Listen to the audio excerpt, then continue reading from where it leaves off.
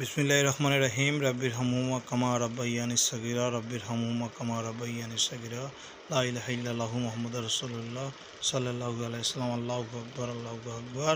আজকে এসেছিলাম আমাদের সকলের একমাত্র শেষ ঠিকানা কবরস্থানে।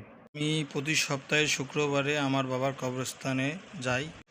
আসলে ভাষায় বুঝাইতে পারবো না ভাই যে আসলে কীরকম অনুভূতি কবরস্থানে আসলে। মহান রব্বুল আলমিনের কাছে ফরিয়াদ করি, আল্লাহর কাছে প্রার্থনা করি আদম আলাইহিস সালাম থেকে শুরু করে হুজুর পাক সাল্লাল্লাহু আলাইহি সাল্লাম পর্যন্ত যত নবী করিম সাল্লাল্লাহু আলাইহি সাল্লাম যত পৃথিবীতে এসেছে সকলকে যাতে জান্নাতের সর্বোচ্চ স্থানটুকু দেওয়া হয়। আরও বিশেষ করে দোয়া করি আমার আত্মীয় স্বজন সহ যারা নিহত হয়েছে তাদের সকলকে যাতে জান্নাতবাসী করা।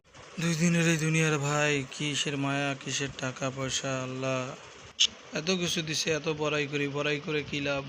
যেতে তো হবে খালি হাতে এই শেষ ঠিকানায়। আমার বাবার কবরের কাছাকাছি এসেছি। এখানে আমার বাবা, দাদা, দাদার বাবা সবার কবর রয়েছে পাশাপাশি। এই ভিডিওটা যারা দেখবেন সকলের কাছে অনুরোধ ভাই, আমার বাবার জন্য দোয়া করবেন, আল্লাহ যেন তাকে জান্নাতবাসী করে। যাইতে হবে ভাই, সবাই এই দুনিয়া ছেড়ে যাইতে হবে ভাই। এত মায়া করে লাভ নাই ভাই, যাইতে হবে, এই জায়গায় আসতে হবে, এই কবরস্থানে আসতে হবে ভাই।